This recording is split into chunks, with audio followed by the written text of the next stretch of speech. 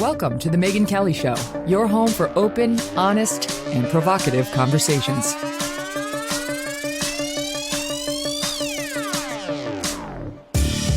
Hey everyone, I'm Megyn Kelly. Welcome to The Megyn Kelly Show. We have a great show lined up for you today. Dana Lash is here. Really looking forward to talking with her about Alec Baldwin, about race-based teachings in school, and about this case with this school shooter with his parents now arrested based on what they did with respect to their son and his gun.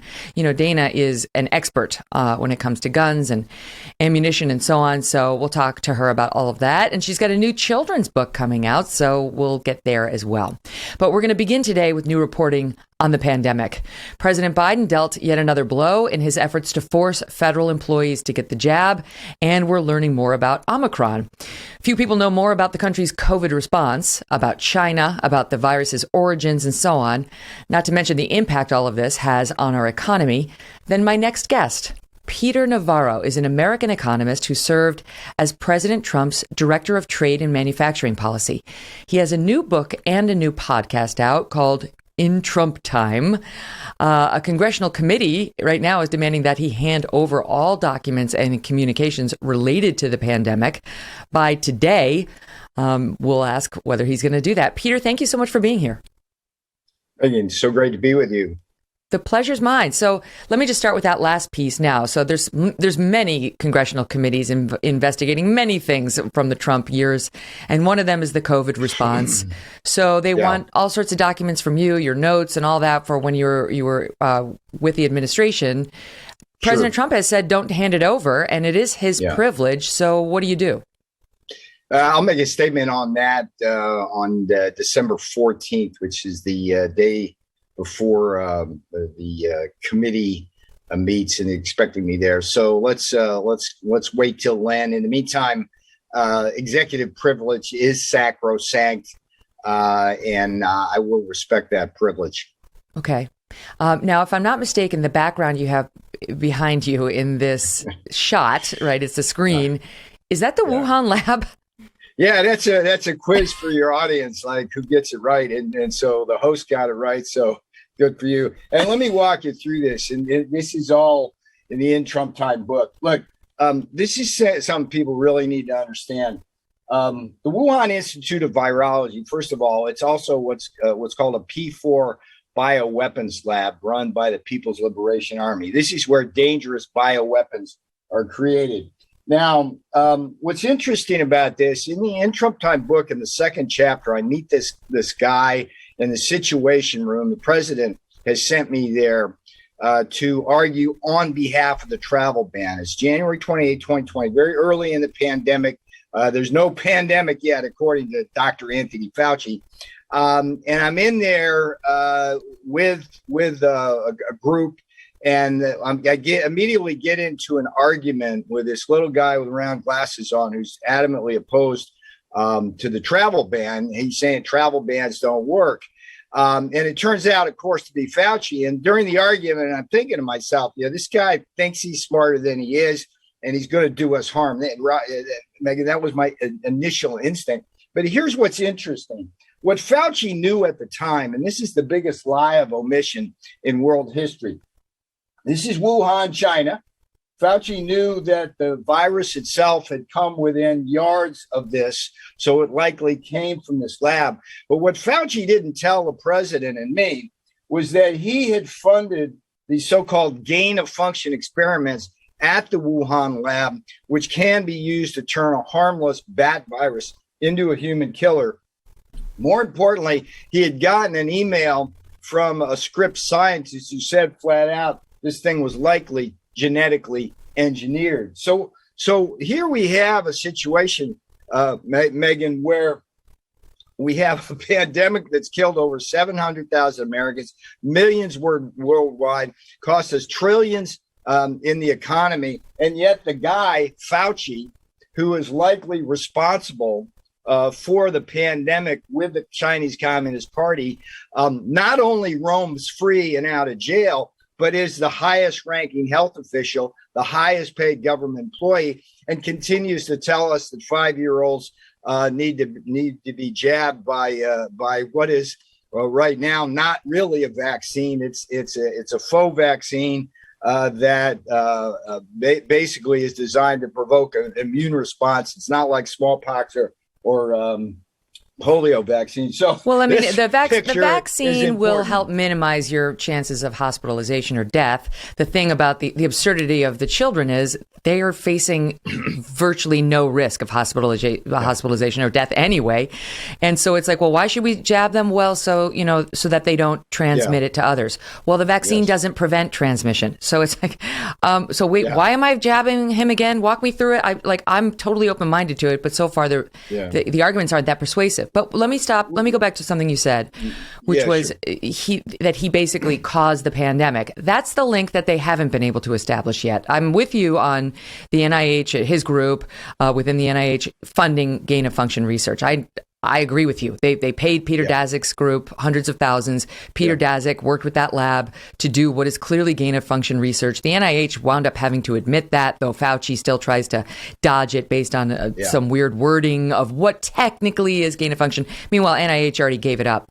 But they haven't been able to say that what Peter Daszak's group was doing in that lab that, is behind you, was the thing that led to this virus. It was related, it was bat coronaviruses, but it wasn't, there's no proof, and I haven't even seen a document suggesting what they created, what we helped fund, was the creation of this virus. Yeah, there's a couple of things to say about it. First of all, you don't need to have to make that case to hold Fauci responsible. The analogy here is that what China has done and what President Trump cracked down on when he was in office was all the kinds of technology transfer that China would affect to their country from the United States, whether it was stealing the technology outright or forcing the transfer of the technology.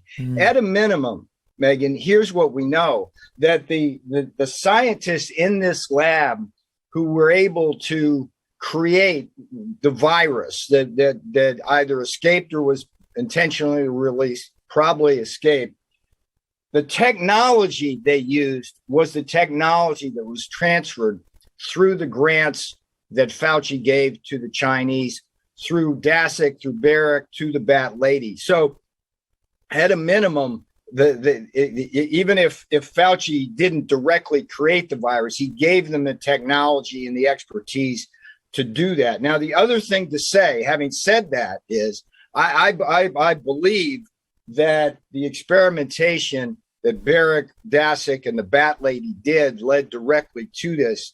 And the problem we have, Megyn, and again, this is at the feet of both Fauci and the Chinese Communist Party, is we don't have the original genome of the virus. See, here's the thing. If Fauci had come to the president and said, look, I think we've got a big problem here. We funded this lab. They did some gain of function experiments. This thing looks genetically engineered. We got to get to the bottom of it. If he had simply said that in January 2020, I know what would have happened. And I probably would have been the tip of the spear on this.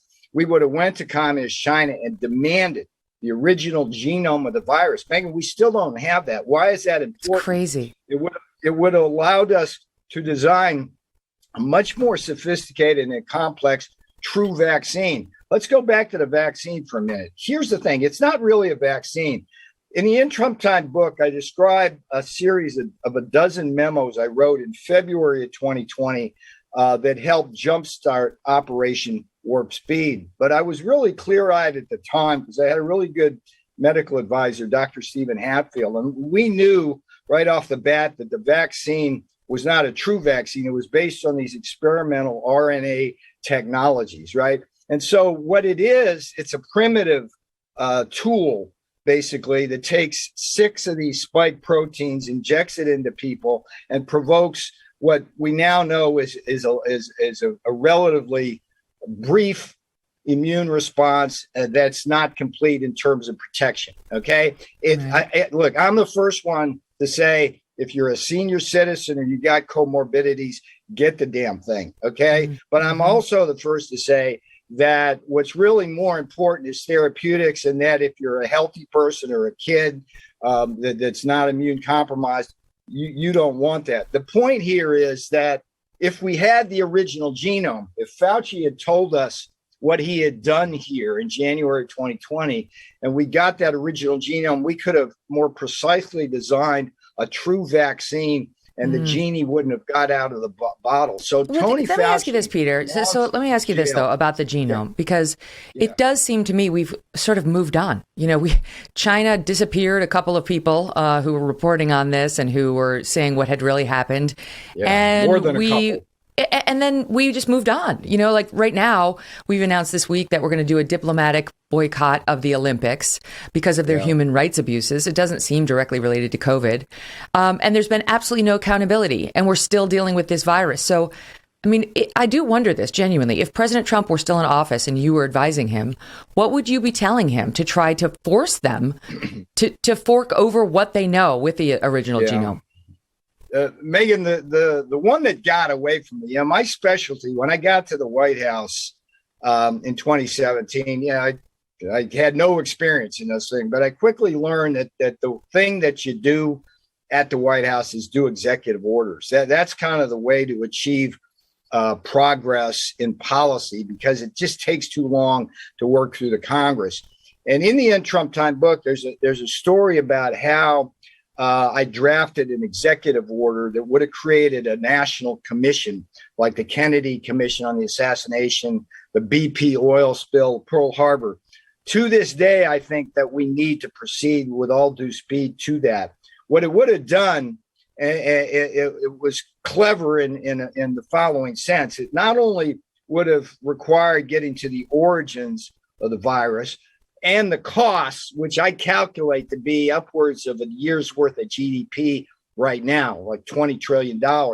It would also have examined how the virus has actually helped China improve its position relative to the United States, economically, geopolitically, and militarily. So to your point here, though, my long answer is really a short answer. It's we need to get to the bottom of this. The best way to do it is through a national commission to put the heat on the Chinese.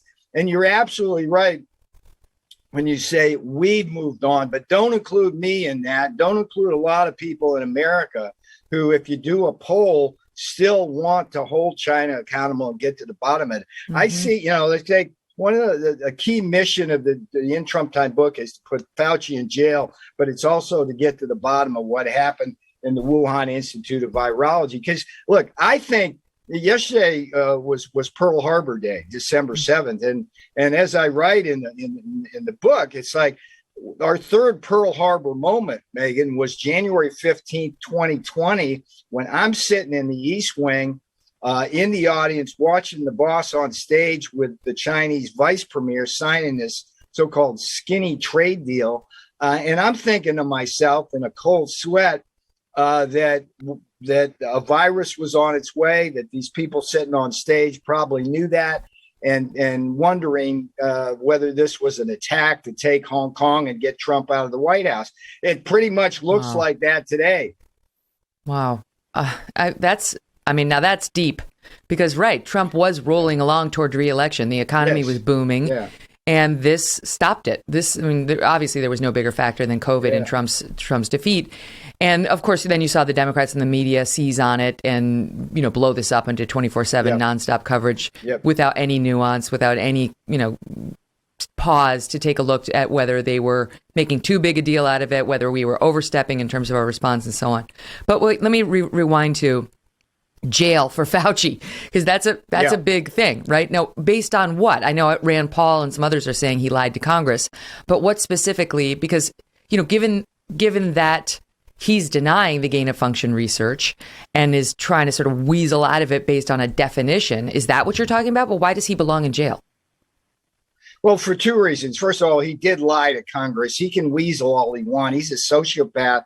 He's a narcissist. That's what he does. I mean, if you just look at when he gets caught in a lie, he just makes it up a new one. It's like, let's just, okay, the virus came from nature. Remember, Megyn, I buried the lead in some sense, because the lie of omission, he not only lied by omission, then he went and did this elaborate cover-up with Peter Daszak to lead the world to believe that this thing came from nature, from a bat cave. That the zoonotic theory, as they call it, That's been debunked now.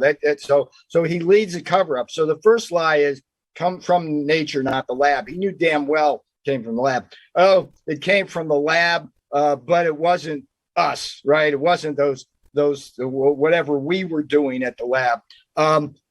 We never supported gain of function. Well, we supported something that looked like gain of function. I mean, it goes on and on and on. A lot of wiggling. I think the only reason why Biden keeps him there is because he's like the trophy that helped Biden defeat Trump, right? And if you take Fauci out, you kind of undermine the whole credibility of their campaign. Mm-hmm. But the other reason why he belongs in jail, or at least should be the object of a massive class action suit, is precisely because he helped create the virus and then hid it from the world. I mean, that he not the virus necessarily, but a virus similar. Yeah. And by the way, good point.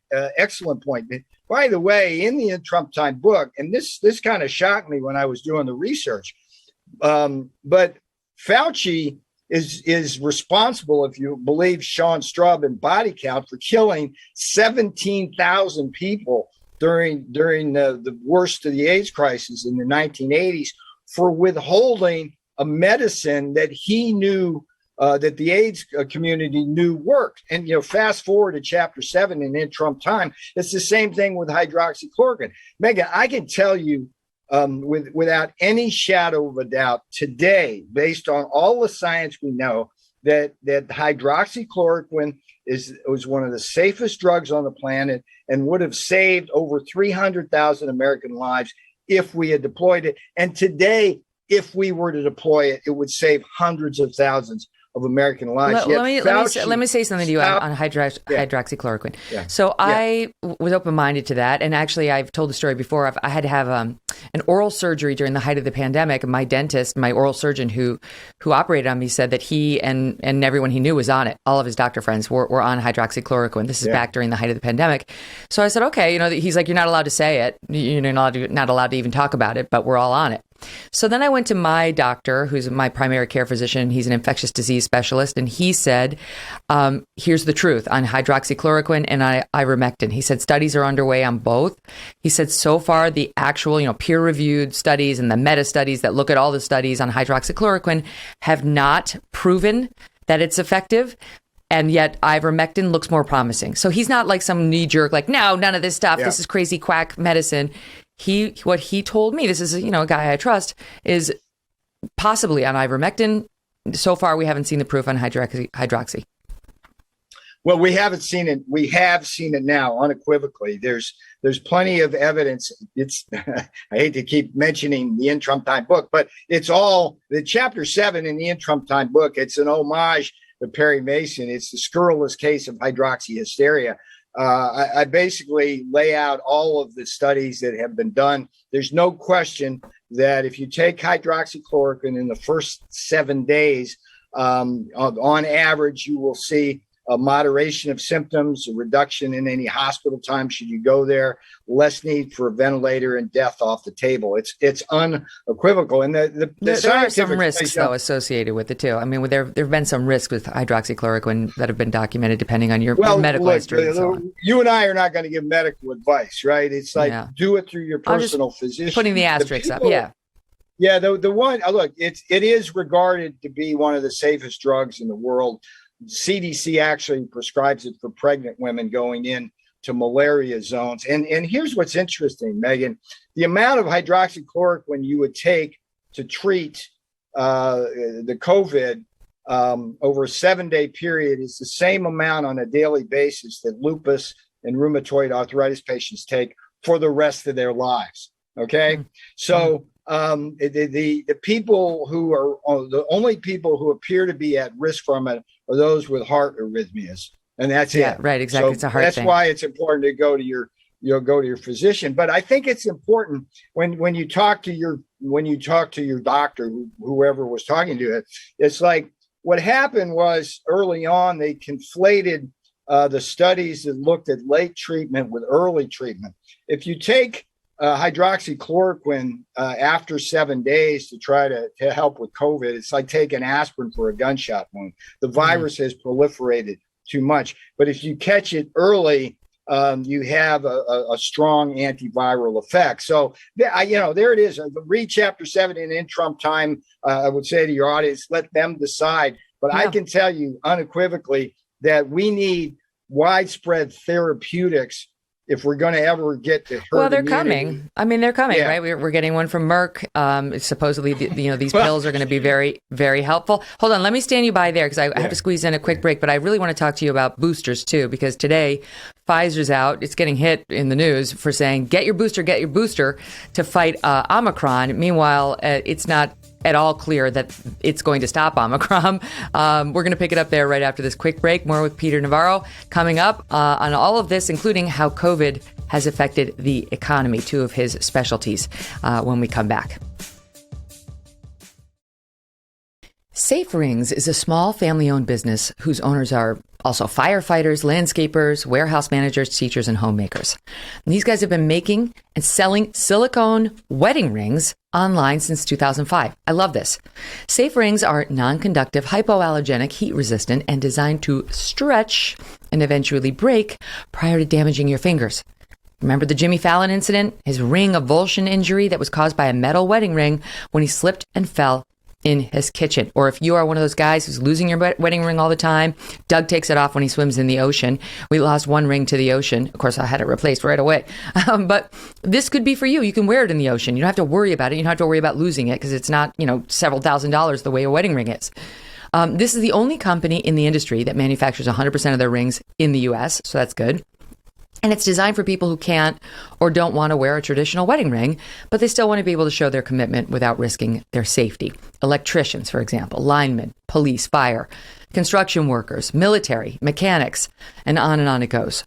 They're also great if you have an active lifestyle and if you enjoy biking, hiking, lifting weights, right? You don't need a ring on when you do that. Swimming, as I mentioned, sailing, and on it goes. And you can still wear a symbol of your commitment without the risk of losing or damaging your expensive wedding ring or your finger. You can also customize your ring with an engraving on the inside or outside of your ring to make it completely unique. Their biggest sale of the year is going on right now, so there's no time like the present to give Safe Rings a chance. Head on over to saferings.com/MK. That's saferings with a Z.com/MK to get their best deals of the year. Okay, Peter, so today Pfizer comes out and says what you need to do is get a booster, saying 2 doses of the COVID-19 vaccine were significantly less effective at neutralizing the Omicron variant in early lab tests, but a 3-dose regimen was more effective. This at the same time, we learn that Omicron really is not that scary a variant. Even Fauci has said that the variant appears to cause less severe illness, cautioning that data is still preliminary. But so we have a variant that's actually really not that dangerous. So far as of late yesterday, there wasn't a single death attributed to Omicron in the world. And yet Pfizer and even Fauci has said earlier, this is the excuse to get your booster. This is the reason to get your booster right now. What do you make of it? Yeah. Well, Pfizer is not an American company, even though it's based here. I go at length in the Trump time book about how it acts like the Vatican, has its own foreign policy. It's one of the most scurrilous companies in the world, led by the most scurrilous CEO in the world, this guy, Albert Bourla. I have a story about how Bourla and Pfizer basically manipulated the data on the COVID in order to postpone the vaccine until after the election so Trump could not get a win. What they did, Megyn, and it was right after, right? Incredible. Wasn't it like a day after the election that they announced they had the vaccine? What they did is it's like in order you go through these clinical trials, and in order to say you got a vaccine that's over 90% effective, which Pfizer was able to do, they have to have a certain amount of what's called confirmed cases. These are the people who took the vaccine but still got the virus, and so in order so that they could delay that announcement and screw Trump, they took these test swabs and stored them rather than actually looked at the results, and that allowed them to postpone him. And Bourla And this guy is like the shadiest guy I've ever seen. And there's a story about how these big pharma executives would come in to the White House. I'd sit down and meet him because one of my things, Megyn, was bringing home our supply chains for essential medicines. This is like critical. It's like we are totally dependent on the Chinese and the Indians for much of what's in our medicine cabinet.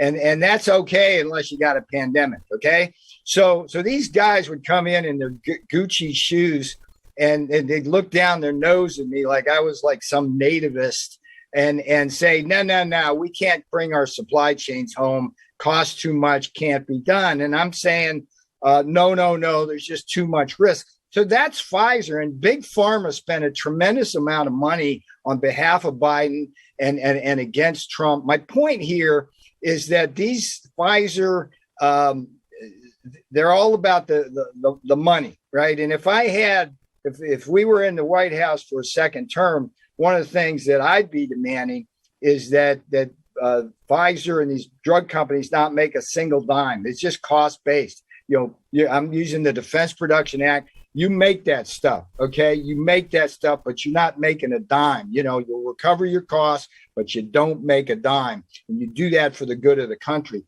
So that's kind of where we're at. Now, with respect to these booster shots, Megyn, the science, this is clear. And I go back again to the story I told you before the break. I'm the guy, it's in the Trump Time book, sitting in the White House, February 9th.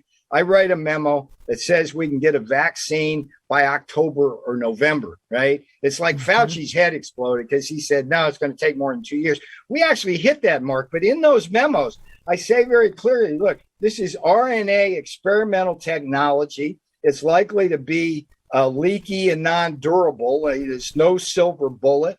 And we're in a situation now where this genie is so far out of the bottle that we're looking at boosters and annual shots far into the future, and just learning to live with it.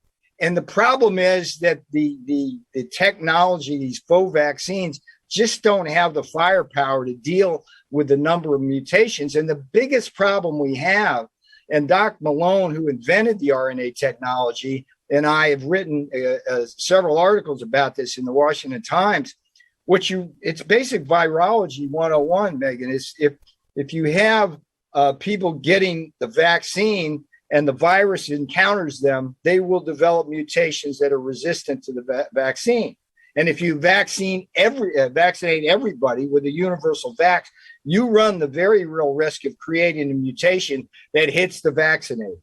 And so that's like, you sound like you're bashing the concept of vaccines, which were developed during the Trump presidency. You're not bashing the concept of a vaccine. I hope. No. Let's be clear. I'm not. See, that's the thing. I'm the last person anybody can accuse of being anti-vax because I helped create this thing. Yeah. But this is not polio and smallpox. Okay. No, it's not like you take it and you're not going to get it. That takes away those diseases forever. Okay. What we have here is a leaky and non-durable vaccine. The durability is the issue where you got to get boosters. The leaky is that you can still get the disease if you get vaccinated, right? And so the prudent strategy here, Megyn, this is a really serious thing, is to only vaccinate the people who are at risk most from the disease. That is the elderly. That's people with comorbidities. And then everybody else you treat who have a very, very low risk of death, you treat with therapeutics. And that's the way you build up. Or not at all, right? I mean, like most people don't need any treatment from COVID. It's very mild for millions of people. Yes, exactly right. Me, if you get a first sign of COVID, I'm taking a hydroxy, right? And then if I need some other stuff, certainly boosting up my zinc, my vitamin D, stuff like that. But the point here, Megyn, is that we're in this is like, again, I get back to the Wuhan Institute of Virology. We still don't know what the Chinese attacked us with. We still don't know what. Fauci's I agree with all that, but I do. But my concern, like, I am pro-vax. I'm anti-mandate, which in the Democrats' book makes me an anti-vaxxer. You have to be pro-mandate to be a pro-vaxxer, I guess, but I don't care.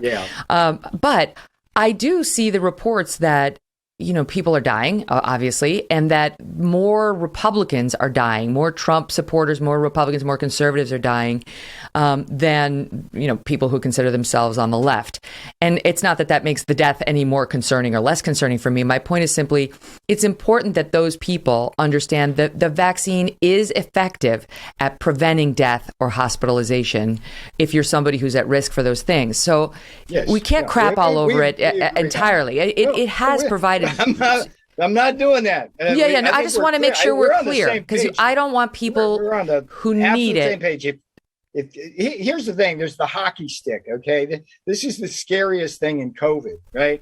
If you look at a graph, right, by age and death rates, mortality rates, right, and you go from like 1 year old, right, to about 60, it's about a flat line. Okay. Yes. But once you hit over 60, it's a hockey stick. It goes straight up. And by the time you're 80 years old, right, and you get COVID, you got like a 60 or 70% chance of death. I mean, you'd be nuts not to take the vaccine. So, and if you have comorbidities too, your risk is higher. And or heavy, or diabetes, thing, healthy. But if you've got like lung disease, heart disease, diabetes, you're morbidly obese. I mean, again, we're absolutely on the same page here, Megyn, with respect to how this should be deployed. Okay, people who are at risk should take it, but I'm telling you, it's like jabbing our 5-year-olds, jabbing professional athletes. There's studies out now that from Hong Kong that says there's a 1 in 2,700 chance that children will get myocarditis. Okay, that's a very known side effect, and now we have some data on that. So wasn't there a Pfizer study recently confirming the risks of myocarditis from the vaccine, and now it's being suppressed? Like reporting on the real side effects from the vaccines, even from the vax manufacturers, is being stifled because Twitter and the other social media giants are so determined not to have you understand any of the risks, however large or small they may be. That's what's so frustrating. And we haven't even gotten to natural immunity. I mean, so I can have, my kids are 8, 10, and 12. If my 10-year-old gets COVID, so now let's say she gets COVID. She hasn't had COVID, but let's say she gets COVID. Yeah. Then I still have to vaccinate her so there's no question a child who gets COVID has natural immunity thereafter. They already started at an incredibly low risk of transmitting it anyway. Yeah. And now I've got to mandatorily vaccinate her too, which it's after they've had COVID and they get a vaccine that potential risks go up. It is insane. And there's no way of really fighting if you live in a blue state, because everyone in control thinks you're a nutcase if you say anything negative about the vaccine or masks. And this is where I get back to Fauci's original sin, the lie of omission. It's like, if you have the virus and you survive, you've got a very textured, broad-based type of immunity, including T-cell immunity, which is, according to Israeli studies, at least 20 times stronger than the vaccine itself. Now, if you vaccinate people who have those natural antibodies, there is some evidence that suggests that interferes with those antibodies. So there's two reasons why you don't want to vaccinate the people who have antibodies. One is they have antibodies that are stronger, and two, you could actually weaken those antibodies. So that's just, it's just an absolutely crazy thing to do. But by the way, I mean, you have your middle child, female, the boys risk myocarditis. The females risk problems with the reproductive cycle. I mean, we're running some really. I looked at that. Trust me, I took a hard look at that, and I could not find evidence that proved it thus far. I had a long podcast with Brett Weinstein, who'd been raising concerns, and he had on two experts where they did a deep dive on that. I took a look at it and did not see evidence that was real that created fertility concerns. Let me promote Doc Malone, have him on, and you might get that. But I think the point here, going back to this suppression of data, this is the Fauci doctrine of the good lie. Remember when we were confronted with a shortage of N95 masks, Fauci went on TV and said that masks don't work, Yeah, so he that lied. there wouldn't be a run on the masks. That's typical Although- Fauci behavior, the good lie. It's Yeah. like, okay, don't tell people that this vaccine can harm you, because that'll prevent universal vax. Oh, Of they're course, the irony, taking the negative reports. Like if they do a case study or a testing group, and somebody has catastrophic results, we had a guy on the show. They remove your data from the testing circle, and it doesn't wind up in some cases in the final reporting. I mean, that's just dishonest. Let me shift gears with you though, Peter, because I know you are an economist. You're truly an expert when it comes to this stuff. And I look around now at the economy, and it seems to me that Joe Biden should have been, like a racehorse running around the track, an easy glide to victory when he took office, right? Because we had the vaccine, the economy had been waiting, had been chomping at the bit to get going again.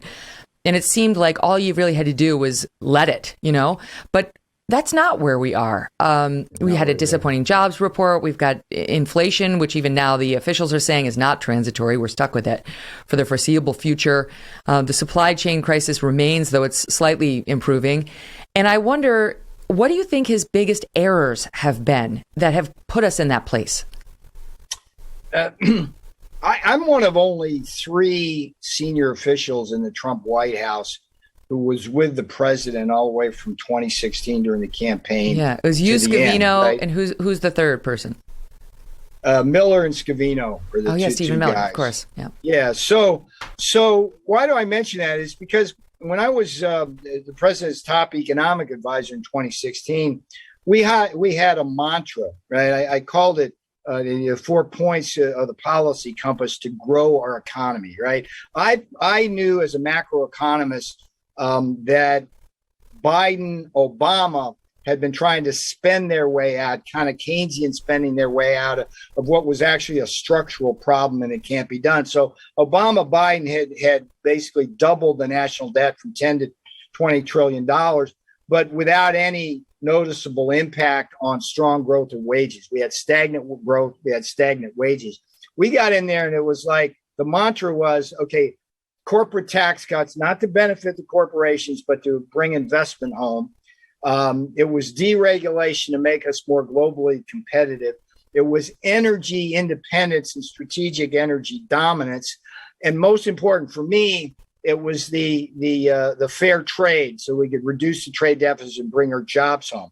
Those were 4 growth drivers we knew that would drive the economy. And then once I got into the White House with the president, we added a couple of things.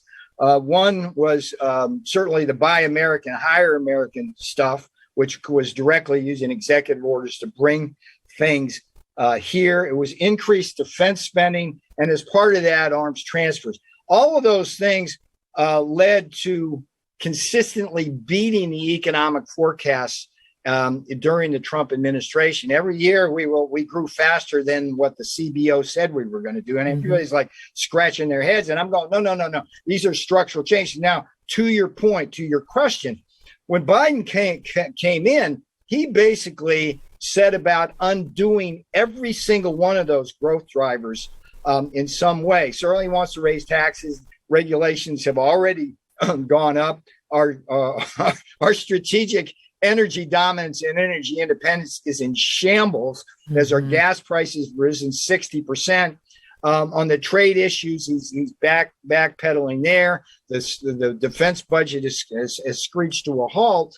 And so on that alone, you can't expect a good result if you're basically killing those growth drivers. Now, on top of that, he's making some significant policy errors. I mean, if you look for the universal vax policy, Megyn, even if you support that from a health point of view, you have to acknowledge that in a time where you have the worst labor market distortions we've ever seen and labor market shortages, if you put a universal vax policy that's going to take some portion of longshoremen, truckers, pilots, food processors out of the workforce, that is only going to exacerbate your supply chain problems. And so, and on top of all this, of course, there is the fanning of inflation by all of this crazy $1 trillion upon $1 trillion Keynesian spending, which is driving inflation up,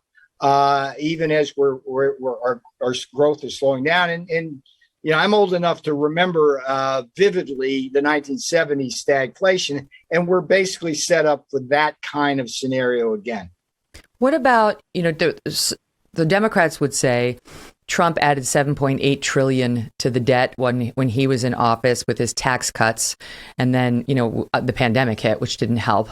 But they, it's not exactly like Trump was not a spender. He too was a spender. Not to excuse Obama before him or Biden after. Biden's gone crazy with our money. But what do you make of that? Because I think that's a fair criticism that Trump spent a lot too. What do you say? Well, let's break that down. We spent a lot more on defense, guilty as charged, but we were at a situation where our combat readiness was really in a very compromised position. And part of the Trump doctrine was peace through strength. And I think increasing the defense budget was important. I think that when the pandemic hit, we were in the fog of war, and I think a lot of the money early that was spent was simply trying to fill kind of the what we call in economics the recessionary gap from basically locking everybody down. So I don't think that was money poorly spent. But what we've done now is we've become, at least on the Democrat side, desensitized to the longer run implications of government spending. And a lot of the spending we're doing now doesn't have the kind of target that we had in the Trump administration, which was to create jobs here, particularly blue collar manufacturing jobs. Instead, a lot of it is kind of pie in the sky and progressive redistribution.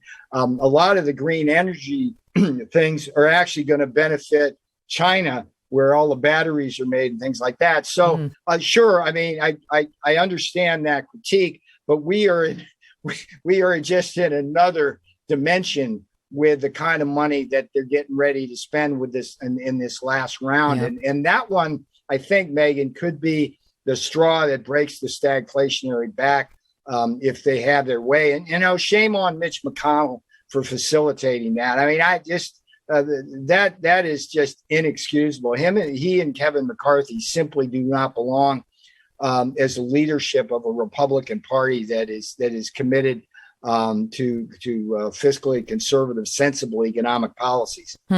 Well, we've gotten away from that. I remember back when I was young at Fox, it was like the Republicans, George W. Bush was talking a lot, and the Tea Party was born, sort of tighten the purse strings and watch out and don't saddle our kids with this debt. And then the Republicans went silent on that, and so did the Democrats, and those of us who have the purse and the wallet were saying, hey, where are our advocates? I want to talk to you about the Chinese Olympics, because as I mentioned at the top, there's now a push. Now the Biden administration says we're going to do a diplomatic boycott, which means we're not going to send any politicians to the Beijing Olympics, in response to which the world said, yawn, who cares? No one wanted our diplomats there anyway. Yeah. And of course, the Chinese pulled their typical, you can't quit, we fire you, or, you can't fire us, we quit. We didn't want you anyway.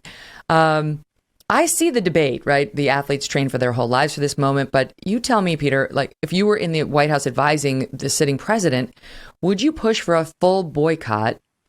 Because on the one hand, it's the only thing that's going to make an impact, but on the other, it also has a very negative impact on our athletes.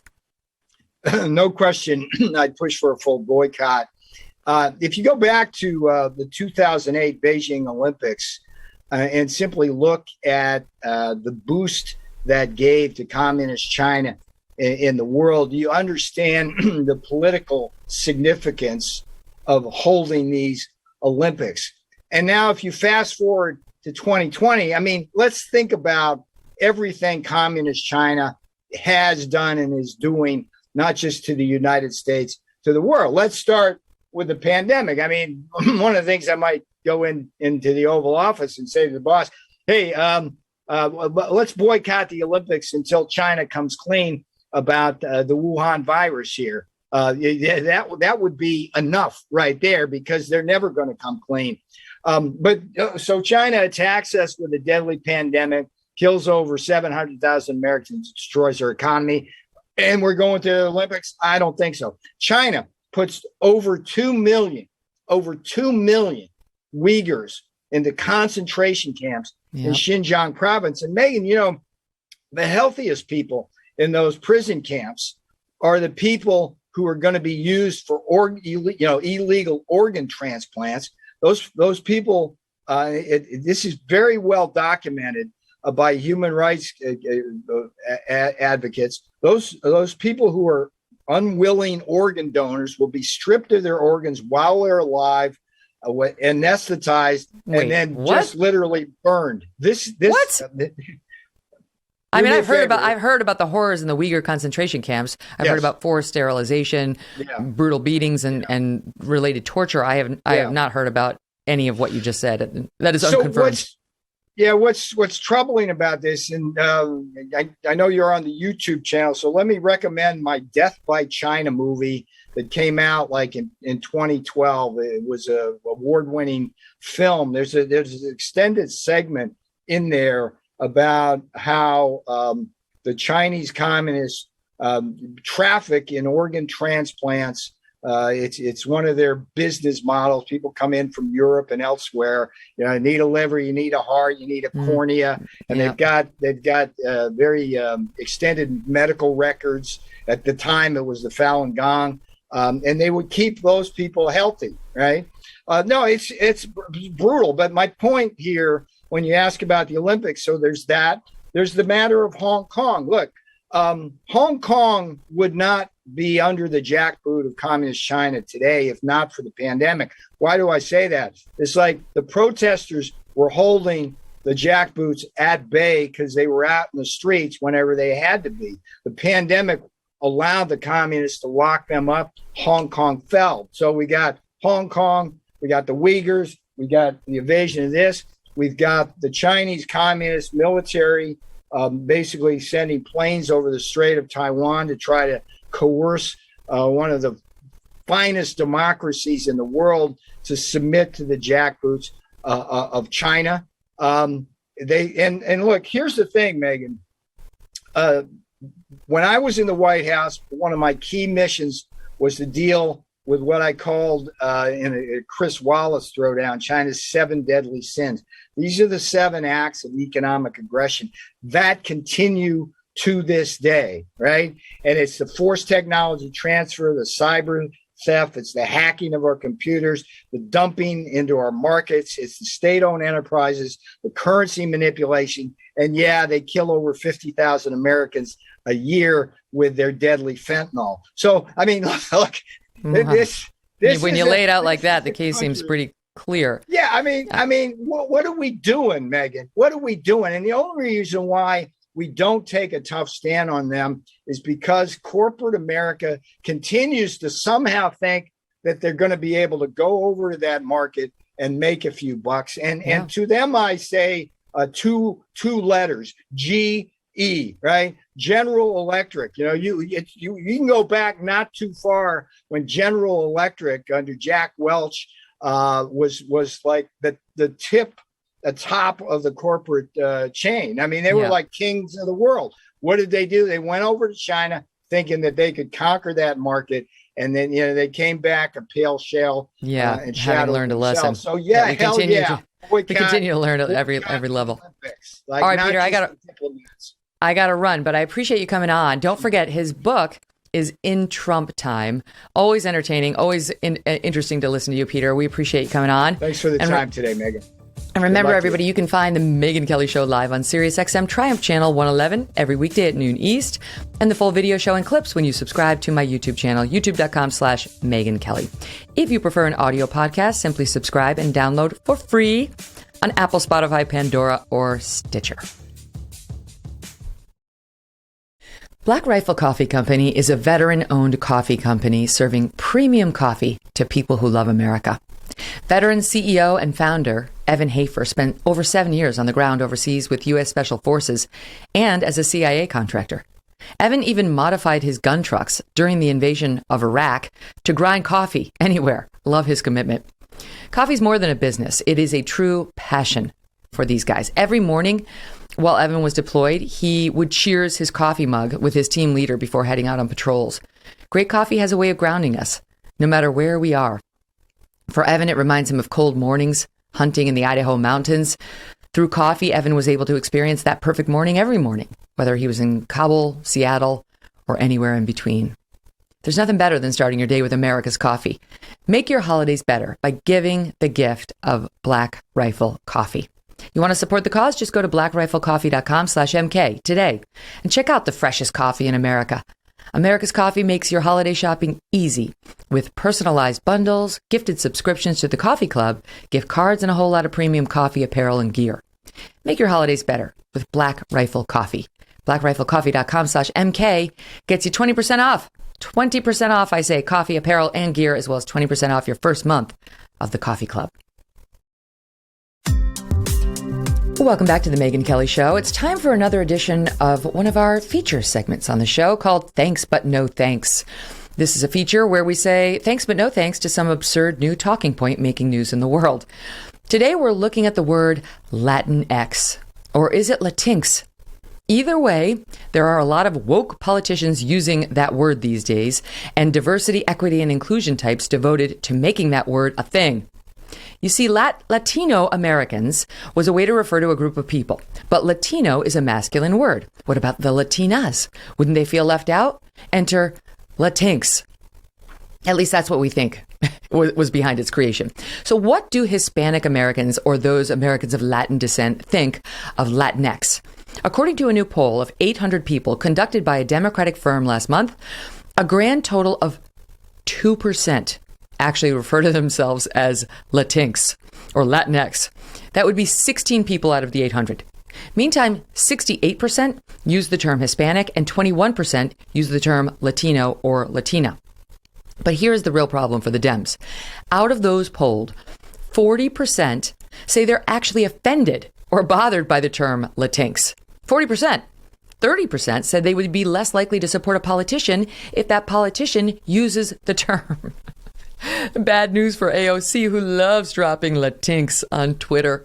But it's not just AOC. No, according to a Pew Research Center report last year, nearly half of all Democratic lawmakers in Congress have used the term Latinx on social media, and they should be shamed, compared to just one tiny percent of the Republican politicians.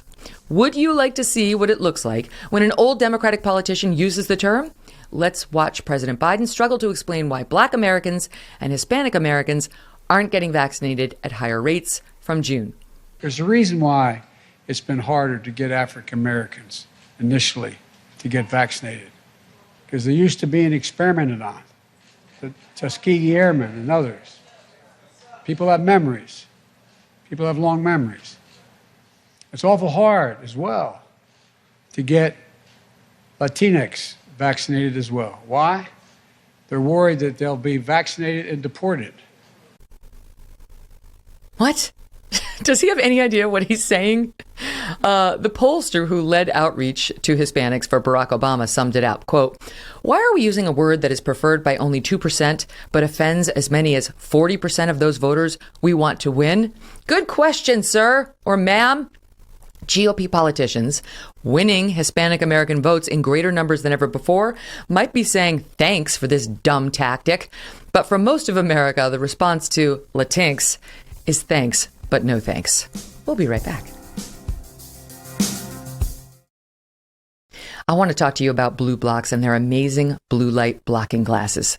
Since getting a pair of these amazing glasses, I've had no more headaches or fatigue when looking at a computer screen or watching TV or using my phone. I wear them when I'm using digital devices. They've been a game changer for me. They come in non-prescription, prescription, and reading options, and they're made in an optics laboratory in Australia with fast shipping to the U.S. I also wear their Sleep Plus glasses 2 to 3 hours before bed, and I have not slept this well in years. They're super good. I highly recommend getting a pair for yourself and maybe a loved one, and you will be amazed with how well you feel after just one use. My favorites are the Aero Sleep Plus glasses, but I also love their Remedy Sleep Mask, which is 100% blackout, which gives me the best night's sleep. Go to blueblocks.com/MK. Use the code MK to save yourself 15%. That's Blueblocks, BLUBLOX.com/MK, and use that code MK to save 15%. Welcome back to the Megyn Kelly Show. Joining me now, Dana Lash, host of The Dana Show on Radio America, No Apologies on The First TV, and author of the new children's book, Paws Off My Cannon. Dana, so good to have you here. How are you? Good to be with you, Megyn. Good to talk with you. Thanks. I know I miss seeing you. We used to have our, semi-biannual or I guess bi-weekly gigs on the Kelly File and my show before that. And I always love having you. Yeah, it was good. And we saw you at your book launch in New York, and you were so kind. You had that, so it was good to see you. And congrats on all your success. It's awesome to see. You too, lady. Now, Dana is one of America's most loved women, but she also has a husband who's almost as awesome as you are. Almost as awesome. I'm gonna give him that.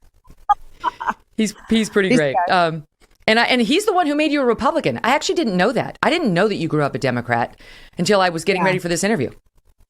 Yeah, we used to argue. I think actually it was the birth of my first son that ultimately kind of did it.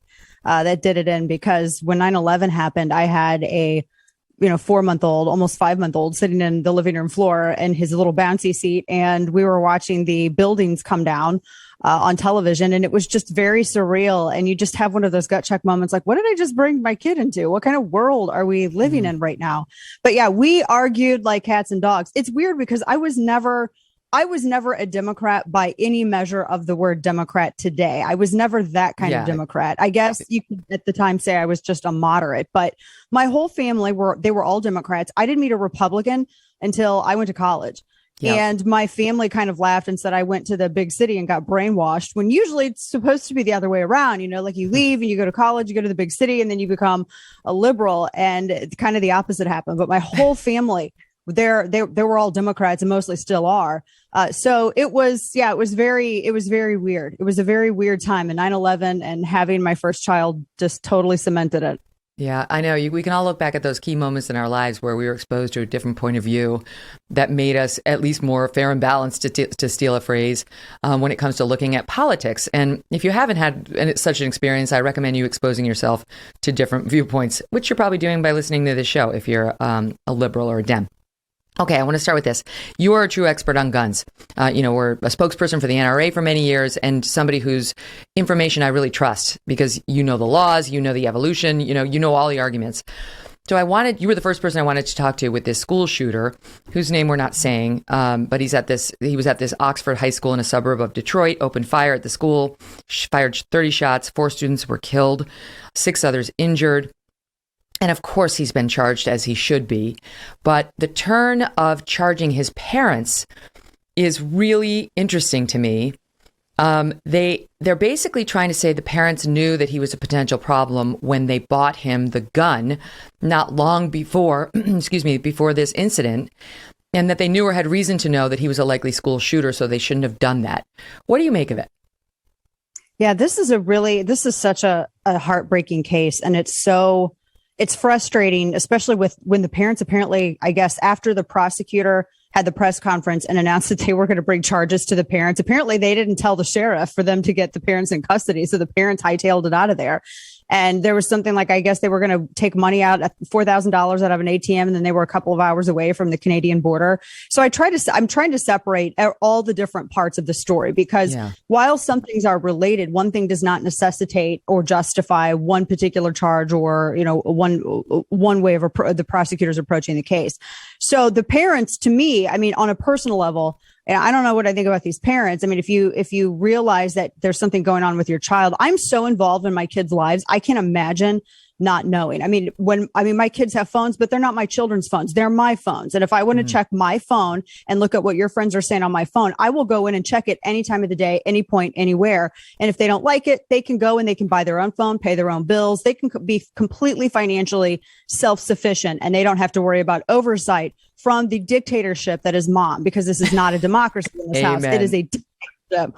And so I can't imagine not knowing. And when I looked at the charges that the prosecutor was bringing, what I thought was interesting was that it was manslaughter charges. Now, there are negligence laws in every single state in the union that address situations like this. For instance, if you have parents that they give their keys to their car to their child, and their child is inebriated and they drive and they cause an accident. I mean, there's some there's some culpability there under certain state laws with negligence, et cetera. But from That's negligence to manslaughter is a very interesting escalation. And I don't know what all the prosecutor is looking at because they haven't made every single thing public. We just know a few things, but we also know that there are, separate from the tragedy and the awfulness that happened and separate from, using common sense as parenting, are we really going to go to that new level where we're upping from negligence to manslaughter? Because there are a lot of things that are going to fall under that umbrella that will affect people who do not own firearms and people who do not ever plan to own firearms. And so that's kind of what I'm paying attention to, that precedent that may or may not be established. And additionally, I mean, that's a case that the prosecutor is going to have to make. I mean, if you're going all the way up to manslaughter, there are instances, and this with your legal background, Megyn, that where prosecutors DAs will bring charges and maybe they're not able to prove them. They bring the strongest charge possible, but they're not able to prove it. And so they end up, the suspect ends up walking because the state kind of overshot their mark. Yeah. And I don't know if that's the situation here or I don't think this is a criminal case against the parents. I think the parents can be sued 100%, right. But I just don't see this as a criminal case against the parents. What I've seen so far is parents making irresponsible decisions and ignoring what may have been warning signs. I don't know until you get to the day in question. All I've seen in terms of prior to that day, and as you point out, there may be much more, but prior to that date, what I see is parents who bought their son, who we now know had severe mental problems. Obviously, you don't shoot up a school if you don't, a gun, that they celebrated it on social media. I mean, it's okay. There's nothing wrong with doing that in the abstract. And that when he got in trouble for looking at ammo on his phone at school, his mother, rather than reprimanding him, said, LOL, I'm not mad at you. Just don't let them catch you. That to me sounds like a mother who enjoys guns and wants her son to understand that they can be fun, used properly. They can be, an entertaining sort of pastime. And I didn't draw any terrible conclusions from her not getting upset that he was looking at pictures of ammo on his phone. If you're in gun enthusiast family, that's not unusual. That's not some weird thing. That doesn't necessarily mean you're a school shooter. It's the other stuff that came later from what I've gathered so far. Like the note that he was caught writing in class saying, I want to find the quotes because I don't want to, it says, basically, now I become death, destroyer of worlds. See you tomorrow, Oxford. Okay, that was something he posted. And then in the class, he got really dark and talked about how depressed he was, and it's clearly suggested he might shoot people. And at that point, the parents were called in and did not want him pulled out of school. That was a mistake. But the theory, Dana, that these parents are so culpable, they sat there with the school believing he was about to shoot people and said, keep him in school. Keep him here. I don't buy that. I don't believe these parents understood what they were dealing with, and clearly the school didn't either. Yeah, the school clearly didn't. I mean, when the parents are there at the school and they're talking about the kid's behavior and any kind of concerns they may have, and they don't check his backpack, and then 3 hours later, this awfulness happens. I mean, to me, I think ultimately it all starts in the home, and parents should be aware. And I think anyone listening would know that you and I are not disputing that. But you made a really good point when he was looking at ammo in class. Oh my gosh, if people saw my search results, it's ammo, dog sweaters, it's holsters, it's a bunch of weird stuff that doesn't make any sense. Algorithms hate me. And they're like, why is she looking for this now? I can't go anywhere without an ad popping up for a holster because I was looking for an inside appendix carry inside the waistband holster, specific kind for a specific caliber. And now I see them everywhere after I bought it, which is weird. I mean, that doesn't make somebody a criminal, and it doesn't make them weird. It doesn't make them a criminal. And especially with ammo scarcity right now. I mean, yeah, everybody and their brother is looking for this stuff, but you make a good point in that I don't know what the parents knew, whether or not that excuses them from responsibility. I'm sure is going to be determined in court, but I just get really nervous when we start yoking people with the responsibility of somebody else's criminal actions, because there comes a time when you are responsible for your own actions, and criminal or innocent, and you have to bear the consequence for that. And I think of the precedent that could establish with this. So yeah, it sounds like the parents, it sounds like they were firearms enthusiasts, and he shared that with them. But what broke, what happened? That's something that I think we should be examining, maybe even more than the fact that he was like Googling for ammo during class. The mental health breakdown is what we need to focus in on. What did they know about that? Because clearly you should not buy a firearm for a teenage boy or anybody, but especially a 15-year-old kid, if you know he's got mental problems. I mean, that seems pretty clear. People are upset, Dana, that the weapon wasn't locked up, and I guess Michigan doesn't require that. So I don't know that that's going to be the basis for, criminal charges. But even last night, I saw some friends, and these are, sort of more left-leaning New York, liberals. And they were like, that gun should have been locked up. There should be laws that the gun should be locked up, and I wonder what you think of that, whether they should change the law. And how is it that a 15-year-old who may have been exhibiting mental health issues can get a gun? Yeah. Well, I'm against storage laws. I'm against any kind of like the New York passed New York Safe Act, and there's a lot of other things that go along with that. I'm against storage laws because I think, well, who's going to enforce that? If you're establishing a storage law, mandatory storage law, is the state going to send an agent to come in and inspect and make sure who defines what is or is not safe storage? And then secondly, who's going to come and make sure that your storage meets states' expectations for responsibility or their legally defined responsibility? I don't like leaving that up into the hands of a government that I think is more irresponsible than I am. And people, and and especially government bureaucrats who I think know less about firearms and firearm storage than we do.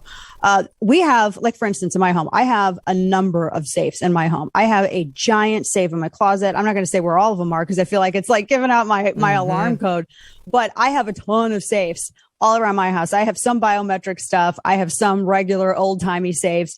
I keep my firearms just because I like everything to be organized and orderly, and because I maybe will have a different EDC everyday carry depending on what I'm wearing. Ladies carry a little differently than the men do.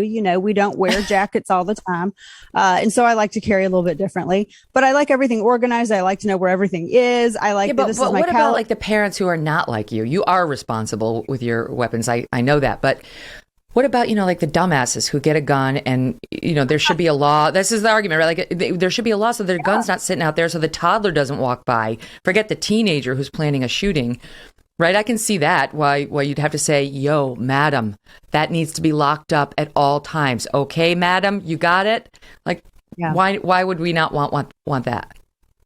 And this is, I'm just against the state mandating storage laws when it comes to parents who new parents, and they want to get their first firearm and they have a toddler in the home. Parents, just like they teach their kids not to run out in the middle of the street, not to touch a hot pot, you need to also teach your children, look, this is a dangerous instrument. It can be used for defensive purposes, but there's no delete, there's no backspace key on this. Once this is squeezed, once this trigger's pulled, what is done, and you cannot take that back. And that's a lesson that kids used to be raised with. I mean, in my home, when I was growing up, we didn't lock up any of our guns. My mom had a 38 airweight or a 38 special that she kept in her nightstand drawer. My grandpa had rifles in his house. But the thing is the deterrent of getting caught scared me more than what would happen if I actually behaved with a firearm irresponsibly. Right. Because my mom and my family made no bones about it. I would get my ass beat if I had touched that gun. If I had acted in an irresponsible manner, they would whip me out in the middle of the street for the entire town to see. And that was not something that I was willing to mess around with, because it's a serious, very sobering lesson. And that's a lesson that parents need to not shove off responsibility for that. They have to take responsibility for that as well. And even if they don't have firearms in the home, I still think that parents need to educate their kids and eliminate that curiosity, because kids, they're going to go look at something and inspect it if they're curious about it. If they know what it is and parents have instructed them, then they know better they know not to touch it. They know if someone that they are with and their kid group is behaving irresponsibly with something that they found, if they found a parent's firearm somewhere, then the child knows that they need to go and tell somebody, because that's exactly right. So this is what my friends were asking me. They're like, don't you live in fear that one of your kids is going to go over to a friend's house and they're going to take out a gun, the friend, like this is mom's gun or this is dad's gun, and something terrible is going to happen. And I said, I of course I don't want that to happen, but I don't live in fear of that, because I know if that were to happen to one of my children, they'd say, that's not safe. Put that away. We should not be touching that. I mean, that's parenting, right? It's called parenting, teaching the same way they learn. Don't put your hand on the hot stove. Don't stick your boot in the fire. Don't have fun with that butcher knife. There's certain things we have to teach them. And whether you have a firearm or not, firearm safety is important. But what we're already hearing now is the United States has too many guns. You could never unleash carnage like this if you were in England, where they don't have guns. Even the police officers over there don't have guns. And so really what we're seeing here is this is gun culture, and guns are the problem. Your thoughts on it? I think it's criminal culture. It's not gun culture. It's a criminal culture. And whenever we're compared with Britain or other countries, I mean, when you look at some of the violent crime rates in Britain and you look at the violent crime rates in the United States per capita and you adjust those numbers to our population, the arguments don't hold. And in the United States, the conversation always focuses on the bad that is done with firearms. No one talks about, which I think it's fair to include this especially when these lawmakers bring it up. People have to talk about defensive gun usage, because defensive gun usage, there are more good people out there who responsibly use their firearms to protect themselves, protect their loved ones without ever pulling the trigger, without ever squeezing the trigger, more so than the illegally possessed criminal actions that are taken with these inanimate objects. But that's never brought up along with this conversation, because they don't want to address that. They don't want to address the fact that firearms are used more for good than not. There have been a number of criminal researchers, and I think the first to really tackle this was Gary Kleck, who's a Democrat. Gary Kleck's a lifelong Democrat. He's down in Florida. He's a criminal researcher. He just likes fact and reason. He actually follows science, and he's been working on this. He's researched criminal activity and firearms and for decades and decades. And other criminal researchers, they've tried to tear him apart. They've been unsuccessful. There have been other people in his field that have also gone and looked at this with their own independent analysis. And one thing that everybody agrees on is that defensive gun usage it vastly outweighs the number of instances that criminals are using firearms. Now, when I look at that context, that's responsible usage. That's gun culture. If we're looking at the majority of actions that are taken with firearms, that is gun culture. Gun culture is responsible handling. Gun culture is this is a defensive tool, and that's how I've always looked at it. That's how I was raised with it, and I don't know anyone that doesn't look at it that way. But what we do have, and I know Megyn, you've talked about this a lot, is a criminal culture in this country. We have this rot in our judicial system where we have district attorneys that will either drop charges, prosecutors drop charges against repeat offenders, especially if it's a felony gun charge. And Chicago ranks like one of the top cities for doing this. And this was something that their police officers have called out, because you basically have the same group of criminals driving the homicide rate, and police just keep going out and catching the same guys over and over again, only for a judge to allow them to plead down to nothing, or a prosecutor to drop the charges. And that's the ultimate issue here. And we can look at every single one of these cities that have these high crime rates right now. And my city is St. Louis City. There was an instance of a teenage boy who ended up being shot and killed by police not too far from where we used to live in the city. He was a repeat offender. He had led police on a high-speed chase just the summer before, and he jumped out, had thrown the gun out, and he was supposed to be on house arrest, and he wasn't. Curfew. He was supposed to have a curfew, but he was out after curfew. Plainclothes officer was in an area that had high drug activity, sees this young man who's out of his house, should be inside his house. He runs, some other people in the party fire at the officer. The officer returns fire and kills the young man. And this kid was not even 19 years old yet. He would still be alive had he actually still been in jail, but the judge allowed him to just basically walk with, I think, 1% bond. It's insane. Yeah, we've seen it time after time. Obviously, the most recent was in Waukesha, Wisconsin, where this guy, not having a gun, just having a truck, which can do a lot of damage, ran over the grandmothers and the children, and an 8-year-old died, and all these grandmas died, and the media moved on because it didn't fit any one of their favored narratives. I want to close that out by saying this. One of the things I learned, the NBC wasn't all bad, and one of the things I learned in my segments there was had on all these moms of would-be school shooters. I mean, these are moms who were saying, my kid is the next school shooter. It was the most powerful thing I did when I was there. I'll never forget them. And these were parents who recognized their children were unwell, that they were sociopaths. And their biggest complaint was, there's nowhere to put them. If they haven't yet committed a crime, we can't get them in the criminal justice system and get them locked up. Nor can a sociopath be therapized out of sociopathy. And so they're stuck, and the other children in their families are stuck living with this disturbed, dangerous individual. And my biggest takeaway, having done a bunch of research and a bunch of shows on it, was we need a facility in this country. There's one, but it's not very good. But we need a facility in this country that a loving parent would put their child in, who hasn't yet committed a crime but is likely to, who doesn't belong on the streets but would never be locked up by a judge. The child would have to be under 18, obviously, or if they're over 18, you could petition for it. But we need a place that even a loving parent would say, I could put my kid there. It's not going to be horrible, but for the good of society, this kid needs to be locked up. It wouldn't have helped in this case because these parents obviously were buying the kid a gun and celebrating his love of ammo and so on. But in many of the cases, it would have. So anyway, I'm going to steal the final word on it and more on that as the show goes on, because I'm trying to round back to that. Up next, I'm going to talk to Dana about Alec Baldwin. You see what happened with him when he was confronted by the New York Post reporter, and Dana's new children's book, which kind of ties in with everything we're talking about. Don't go away.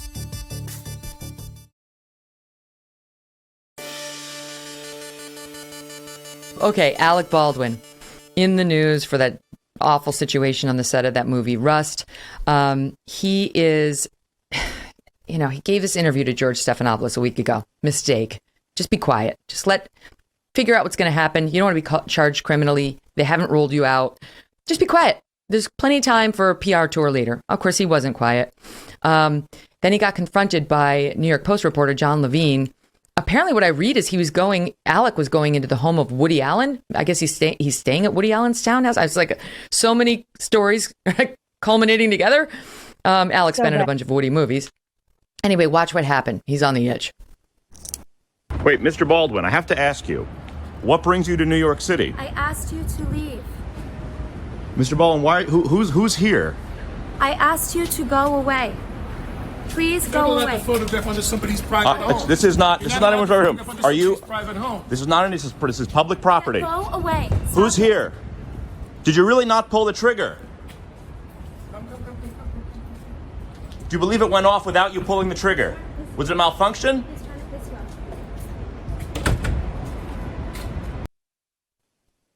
All right. Is it just me, or is Hilaria still using her fake Spanish accent? There's like a tinge. Is there not? How you say cucumber? How is that? That was just so. I asked you to go away. I have to tell you, Megyn, fun fact. When I was at your, and I want to go really quickly, when I was at your book party, I double dog dared Mark Thiessen. We were standing over in the corner. Alec Baldwin was there with his wife, and we were double dog daring each other to go up and say something to him. And he triple dog dared me. So I said, okay. And Mark's jaw dropped to the floor. And so I went over there and I was like, hello, Mr. Baldwin. And he looked at me like I was a two-headed cow. It was the craziest, most uncomfortable thing. His wife did not say anything at all, but he was he was like a robot. He was like, okay, yeah, hello. And then that was kind of it. And then I walked back to where our little cluster of people were. And I thought Mark Thiessen was 3 shades of red. I just wanted to make him uncomfortable and laugh. It was funny. Good times. Listen, I think I might be in the minority. I feel bad for Alec Baldwin. I don't believe he did anything intentional. I'm sure he's suffering as a result of this, but that doesn't answer any of the other questions about whether he has some legal responsibility, criminal or otherwise. I don't think there's going to be criminal responsibility for him, but obviously he's going to get sued. His production company is through the eyeballs, and they're going to have to pay, and that's what insurance is for. But which is crazy that there wouldn't be criminal charges. And look, I have a history of not getting along with him, but I can put that aside because, again, I always am very, very wary of what could be established by any kind of, legal proceeding. Yeah. And I don't think that he acted out of any kind of malice. I don't think that he had planned to kill this woman, but I do think that it was recklessness and negligence. And maybe in the future, he will lecture people less when we want to advocate for education and safety. Maybe he will lecture those people less and listen a little bit more. And now that we see ultimately what can be the horrible result of not being responsible and not having that education and not being safe. That's why, in part, he's getting so much blowback from, certain media outlets and certain corners, because he is a judgmental guy. He's very political. He was defending Andrew Cuomo, for God's sake. It's like, Andrew, never mind the other guy. Andrew did not deserve his defense. And he's constantly attacking people and judging them. And so you put yourself out there like that, you're going to get it back if you misstep, which we all do. Maybe not in this way, but I want to ask you about his claim, because what he said to George was that he didn't pull the trigger. We have the soundbite. I'd love to get your thoughts on whether you believe this. Here he is. It wasn't in the script for the trigger to be pulled. Well, the trigger wasn't pulled. I didn't pull the trigger. So you never pulled the trigger? No. I would never point a gun at anyone and pull a trigger at them. Never. What did you think happened? How did a real bullet get on that set? I have no idea. Someone put a live bullet in a gun, a bullet that wasn't even supposed to be on the property. And what he said in the longer clip, Dana, was it was a Colt 35, like old school, and that he pulled the hammer back. He said, I pulled it back as far as you could pull it back without pulling it back all the way. And then I let it go, and then the gun went off. And there was a gun expert who was speaking with Good Morning Britain, who said that's not possible. And he said it's highly unlikely. Maybe in some fantasy world it's possible, but he said on this gun you would have to pull the actual trigger. You could pull the trigger and make the hammer go, but you can't pull the hammer back and make the trigger go. That was what he said. I don't know that guy. I know you. I know you know your stuff. So what do you make of this claim? Yeah, this is where it gets into a lot of nuance about this type of revolver, because this was a single action. It is a 1837 Pieta replica. I believe it was a replica made by a company. So it's not. And my point in saying that is that it's not an antique gun.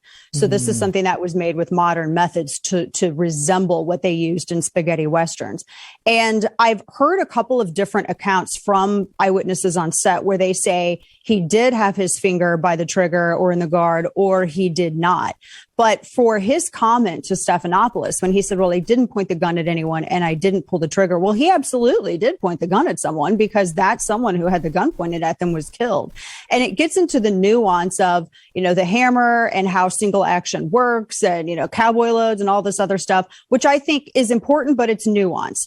The important issue is that he was the producer on set. He's the top talent on set. He runs that set. He helps determine safety protocols for that set. He hires the armorer. He helps develop the protocols with the armorer. He has made enough films involving firearms over the past 40 years that he's not excluded from responsibility because of celebrity. And apparently it seems that that's what he's arguing in this discussion with George Stephanopoulos. Now, with his revolver, whether or not he pulled the hammer back, it would be almost impossible for what he's describing to actually happen. The bottom line is that he was reckless in not checking the firearm. He was reckless, and you just pop the cylinder out and it's very easy to see what's a dummy bullet and what's a live round because of the way that it's pinched off at the end. He could have very easily have done that, especially as he was talking about with Stephanopoulos. They weren't even required to discharge a gun in a scene that was being filmed that day at all. So I understand what he's trying to do with his argument. I think it's reckless for him. This was kind of a Hail Mary, I think, by his legal team. He was very clearly told to go out and plant the seed of doubt in that, well, if there's even a 1% chance that this could have happened because it's a single action, then you put that seed out there. But it doesn't, that may result in over a technicality, a reduced charge.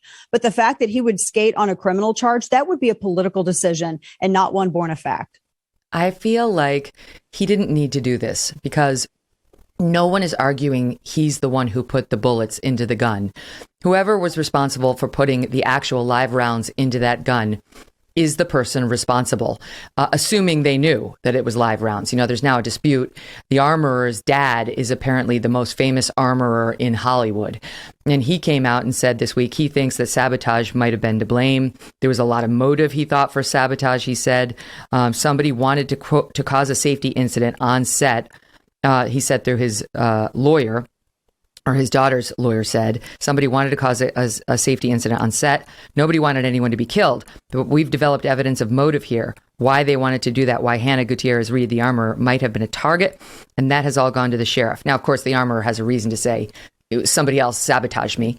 But my point is, no one's saying Alec Baldwin took a live round and put it in the gun and then pointed it and shot, right? Like that would be true recklessness you could charge, even if he intended to kill no one. He didn't need this. He could have said, somebody gave me the gun. They said it was a cold gun. I trusted them. Okay, good for you, George Clooney. You always check your guns, but not everybody does that.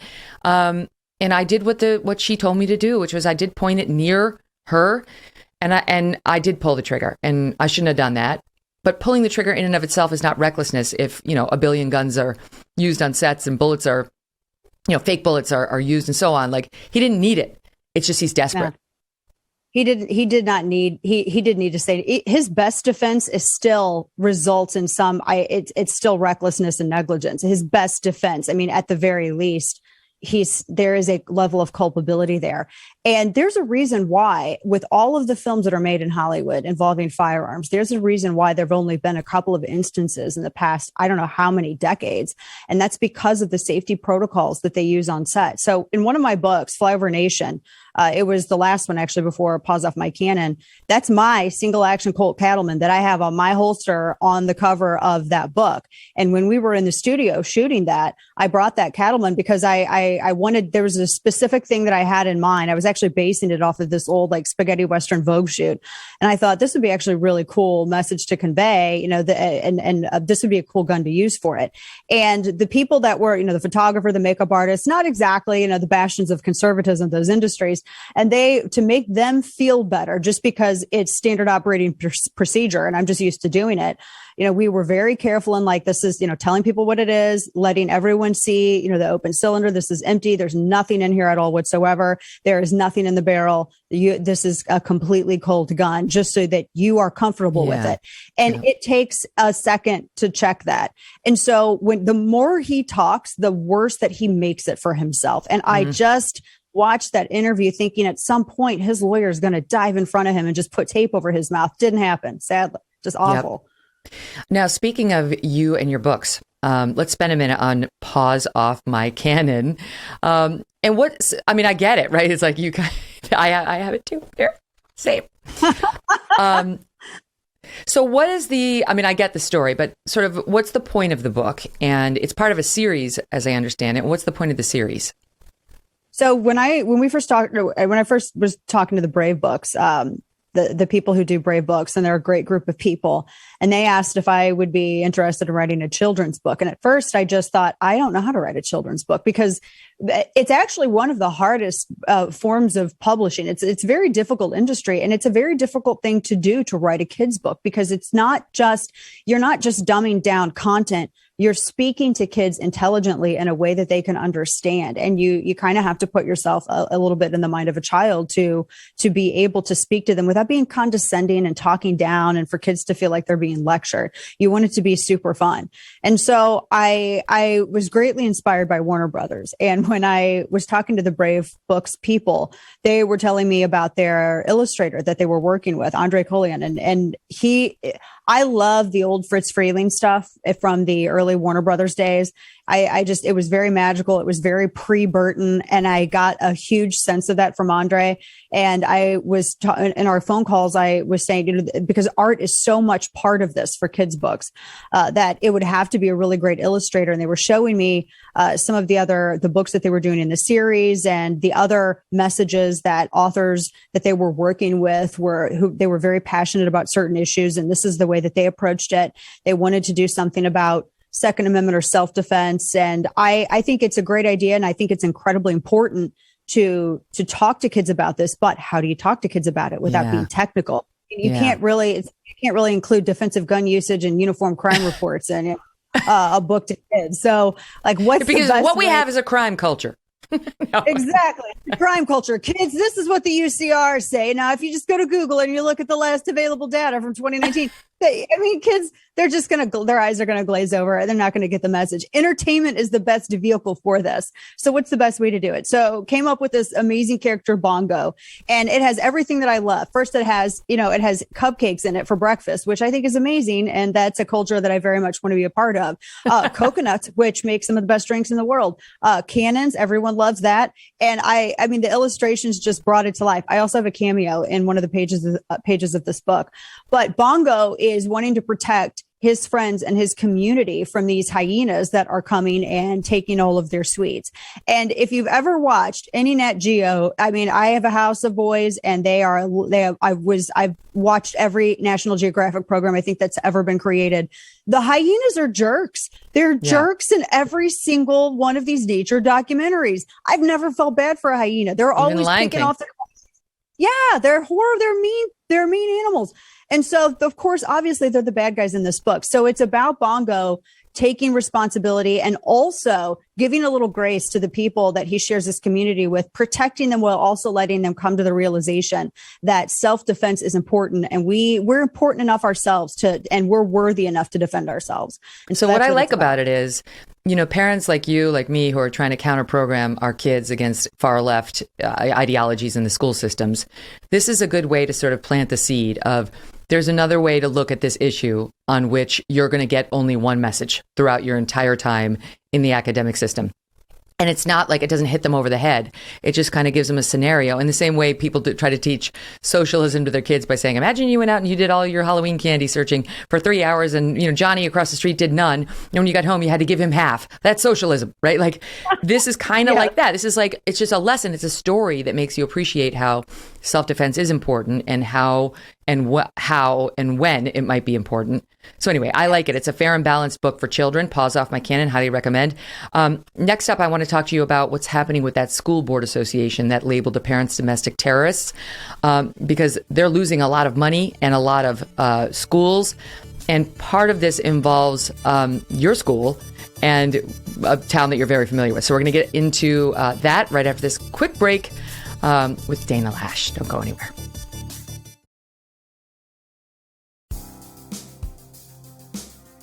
Dana, the fallout for the National School Board Association continues. Yay, right? Yay, because I know you are a mom like myself who's been very outspoken about what's happening to our kids in these schools and all the indoctrination and so on.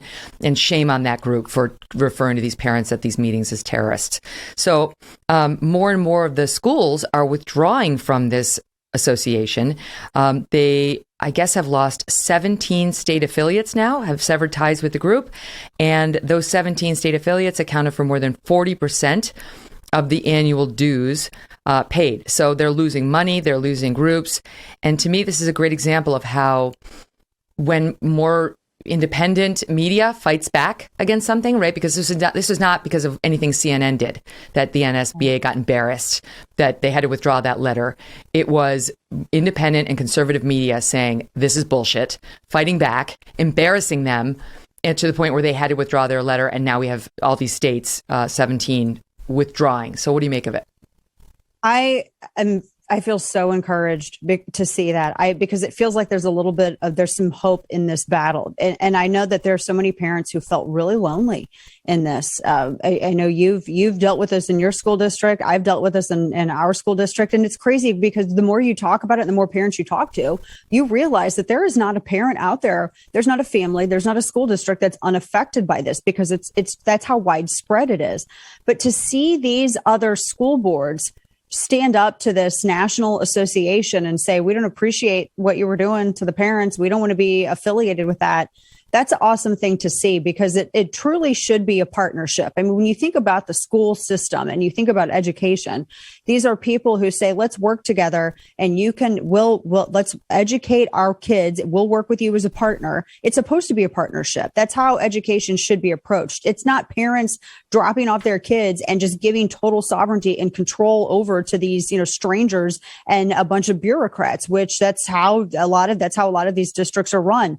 So it was encouraging to see that. And hopefully things can change in education. Maybe this is the first step to finally getting that voucher system that a lot of parents have been wanting. That's right. That case going up to the Supreme Court now, that may change the law on whether your money can follow, the Fed's monies can follow the children instead of the school, which is what we need for real change.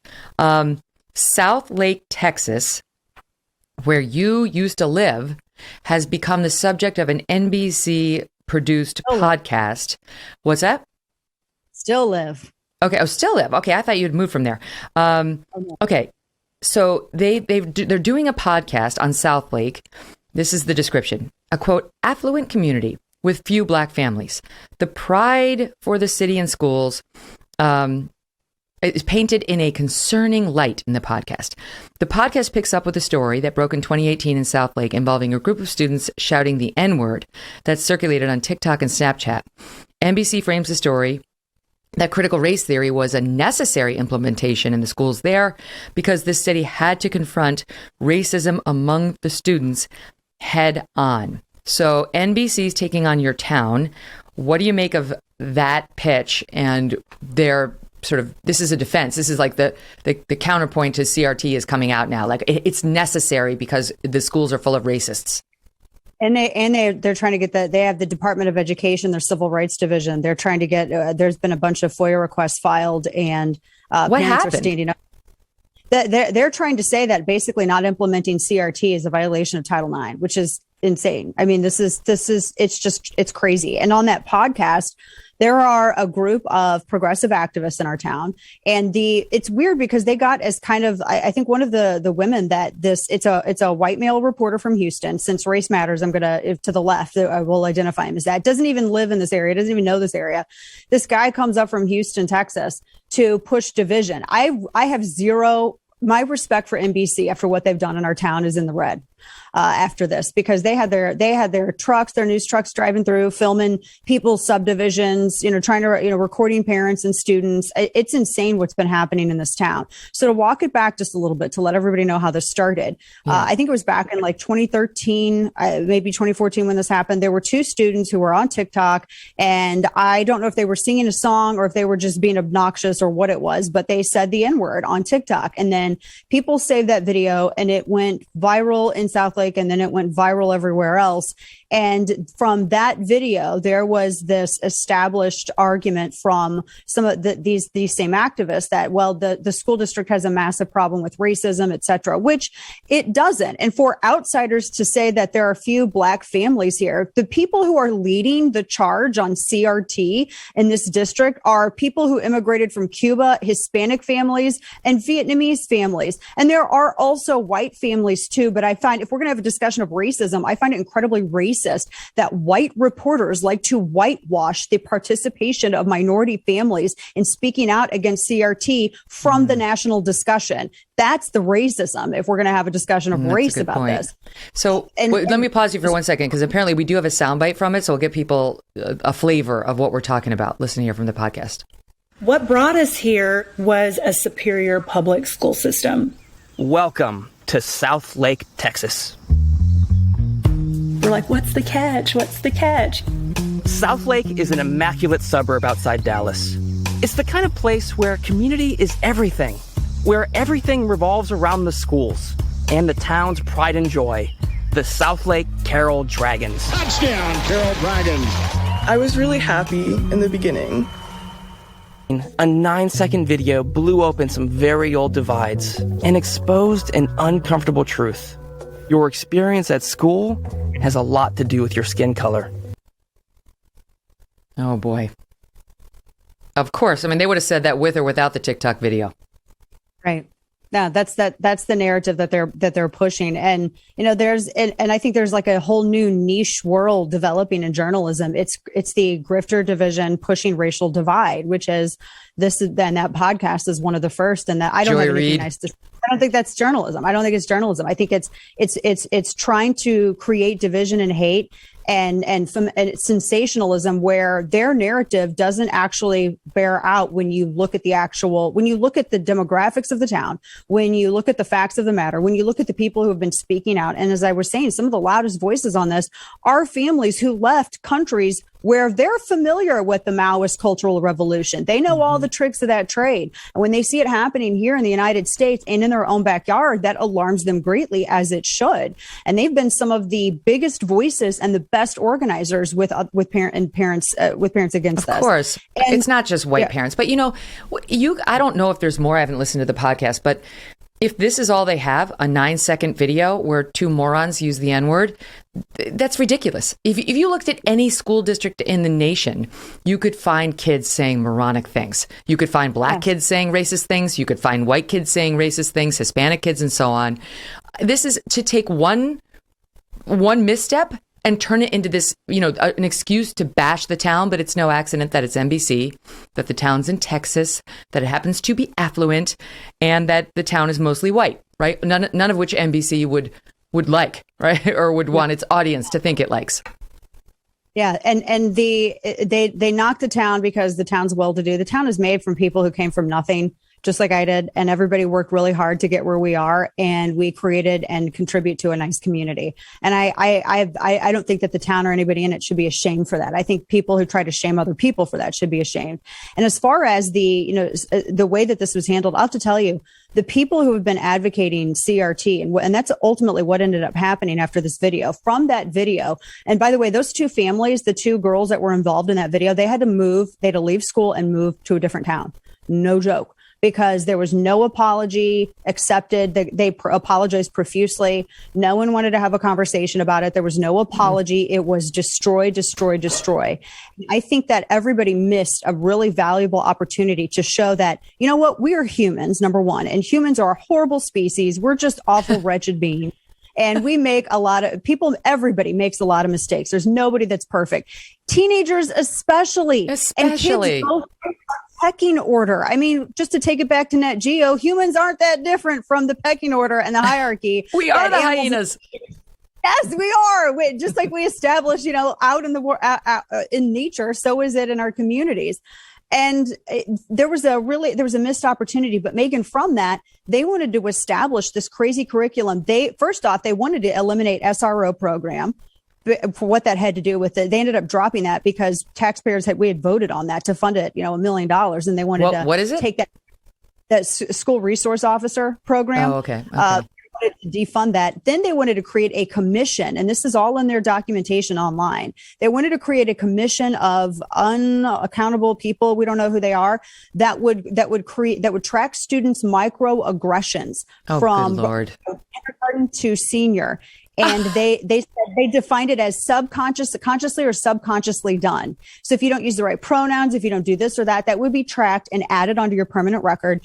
You had to take classes about equity. They were going to bring in a chief diversity officer. All of this because of a video. Look, and I volunteered. I'm like, if your kid's acting up, or if you know of a kid that's acting up, you bring them to my house and we'll get that straightened out right quick, because that stuff doesn't fly here. That's how the community should solve it, not like this. You know what? This reminds me of when Bill O'Reilly got outed right after I got to Fox in 2004. It got outed that he had the Andrea Macris case where he harassed this woman and she had him on tape and, whatever. He settled for, I don't know, over $10 million was the rumor. Anyway, the point is, for years after that, all of us had to take twice annual sexual harassment seminars. And I'm sitting there thinking, I'm fucking sitting here because of Bill O'Reilly. I don't need to sit here. Not all of us have to sit here because of Bill O'Reilly. This is bullshit. And now we now know that people were actually using it for tips on how to sexually harass. My point is, it doesn't work. Right? It did not stop anything. But it's ridiculous to make the entire town and all the student body suffer for the moronic behavior, 9 seconds worth of two young girls who sound like they were very sorry. Anyway, this is the state of America. I, for one, am happy to know you're out there fighting the good fight. Dana Lash, love you, love Chris. Thanks for coming on and good luck with the book. And Megyn, always good to see you. Congratulations on the Sirius show, and much love to you and Doug and the kids. Just so appreciate seeing you. Thanks, hon. We're all rooting for you. Oh, love that. Such a dear couple. One of these days, Doug and I are going to go down there to Texas, and we're gonna do a little wild boar hunting with Dana and Chris, which that'd be fun. As you know, I only eat the non-cute animals, and I think I'd have the same policy when it came to hunting. I would only hunt the non-cute ones that are terrorizing Texans like the wild boar do. Okay, thank you all so much for joining us today. I want to tell you that tomorrow we have a great guest. I've been looking forward to this conversation. Mark Garagos is here. We're going to talk all sorts of current court cases like Jussie Smollett and Kim Potter, the officer who shouted taser, taser, and then shot a gun, and some of the classics he has seen firsthand. We'll talk Scott Peterson. We'll talk Michael Jackson. Garagos he's the Waldo of law. He's connected with it all. In the meantime, go ahead and download the show, Megyn Kelly Show, on Apple, Pandora, Spotify, and Stitcher. You can check us out visually by subscribing to our YouTube channel, youtube.com/Megyn Kelly. Thanks for listening, and we'll chat tomorrow.